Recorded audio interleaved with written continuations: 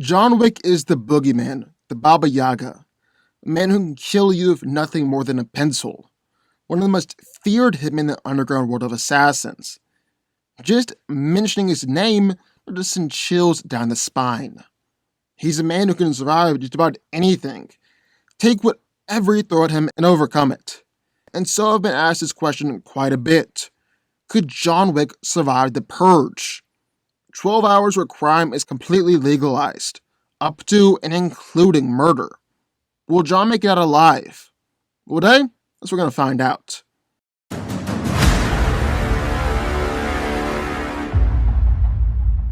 Now, for starters, just want to lay some ground rules for this scenario. John's got to stay out and about the whole time. Can't just hole up somewhere and wait for the night to be over. Secondly, John won't be given unlimited ammo or anything like that. We're trying to keep the scenario as realistic as possible, and unlimited ammo or weapons just isn't realistic. So I'll start out with his guns and ammo that he has on him, and they can pick up anything that he finds along the way. Lastly, the Purgers will know who John is, what he's capable of, and they'll be gunning for him. Either for a cash reward they'll put on his head like in Parabellum, or just for the sake of bragging rights. They will say that they killed John Wick. Alright, now let's get started. And first things first, I want to provide just a little refresher on what exactly John is capable of. He's shown that he can snap a man's neck with just a strike, and has consistently overpowered opponents. He's fast enough to aim dodge, which means to move out of someone's line of fire before they can pull the trigger, and in close combat, Wick is fast enough to physically redirect the shooter's aiming hand before he can be shot.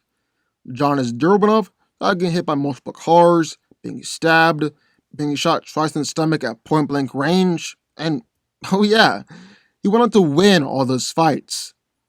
John's suit is designed of thin, bulletproof fabric inside, so while it will stop bullets, it's still very painful. He's an excellent shot, and excels at using any and all types of guns. Wick has consistently defeated large groups of people who are trying to kill him, even when he's caught by surprise. For instance, in the Italian catacombs, John killed around 45 bodyguards in a shootout. He then defeated another 30 bodyguards at the club in the first movie. He even took down a whole squad of soldiers wearing bulletproof armor when they invaded the hotel. John is an incredible fighter and excels at hand-to-hand combat. He's been able to fight against multiple ninjas at the same time, and even overcome some of the most skilled assassins in the world. Because he is a hitman, though, prefers to fight with guns, the weapons, and his signature move, use judo or jiu-jitsu, or to leverage an opponent, lead them in a compromised position, then headshot them from point-blank range. This is extremely difficult to counter, because if you let John get one move in on you, it will lead to a headshot. Now you might be thinking, isn't this just the same scenario that John found himself in Parabellum, where the mark was on his head, and every assassin in New York City wanted a piece of him? If anything, isn't this even a bit easier for John? Because he's handled trained and talented assassins coming after him before.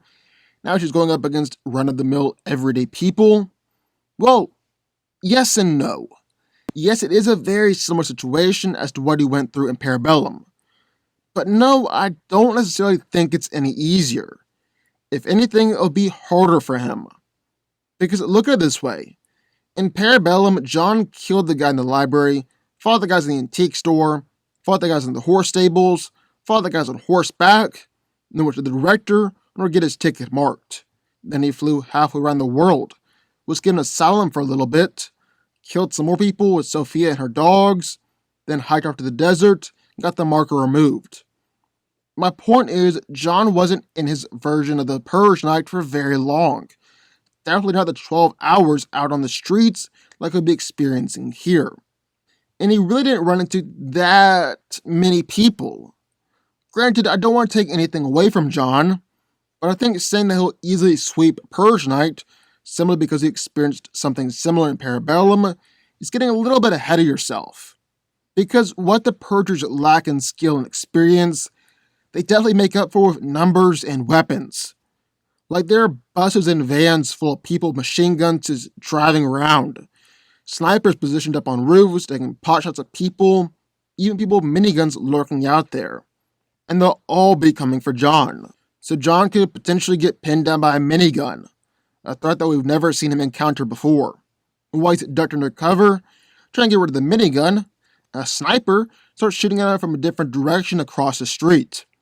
Then while John is trying to deal with both of them at the same time, a bus full of maniacs and machine guns pulls up and starts unloading.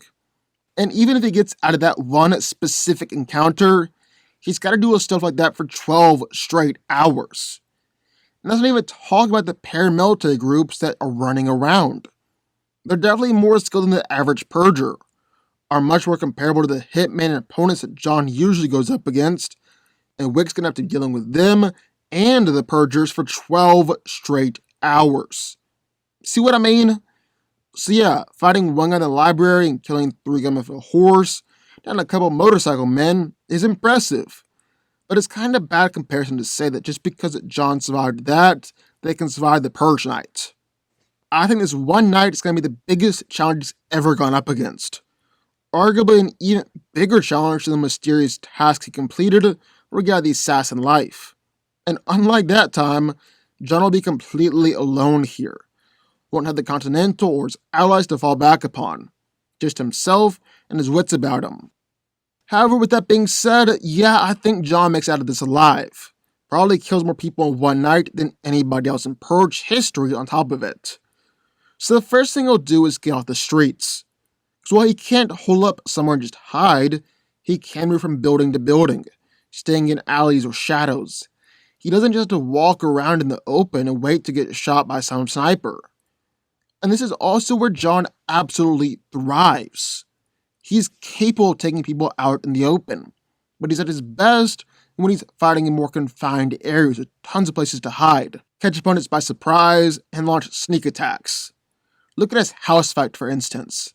He even does the same thing in unfamiliar areas, like in the museum and that weird glass exhibit. It also just allows him to take on less opponents at once and prevents him from being surrounded on all sides, like when he fought in the antique shop.